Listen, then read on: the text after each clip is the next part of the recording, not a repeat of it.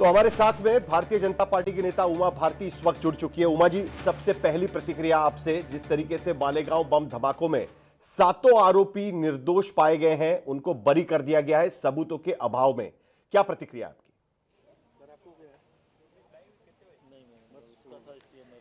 सरफरोशी की तमन्ना अब हमारे दिल में है।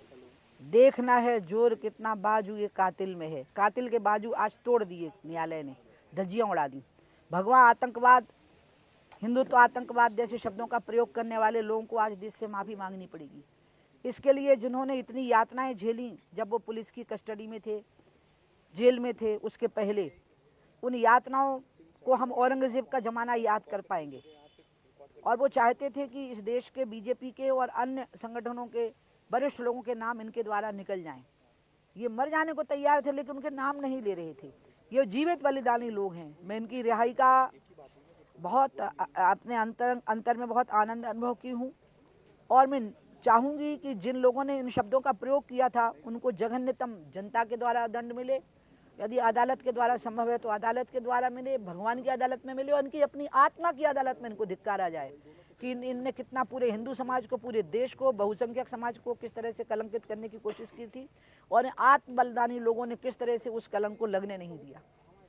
उमा जी, और एक चीज इसमें बहुत इंपॉर्टेंट ये निकल कर आई है कि अदालत ने यह कहा है कि आतंकवाद का कोई धर्म नहीं होता है।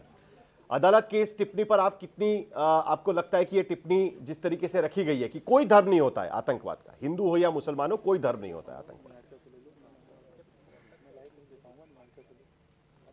ये तो सच है। आतंक सिर्फ आतंक है और अधर्म है, पाप है। वो धर्म कैसे हो सकता है? आतंक को धर्म से जोड़ने की चेष्टा वही लोग कर सकते हैं जिनकी विकृत मनोवृत्ति है, और जो सिर्फ सत्ता लोलुप लोग हैं वही लोग ऐसा कर सकते हैं, बाकी और कोई इसको नहीं कर सकता है। मुझे बताइए, धर्म के नाम पे हजारों सिखों को भूना गया था, उनका कौन सा रंग था? वो कौन से कपड़े पहने हुए थे?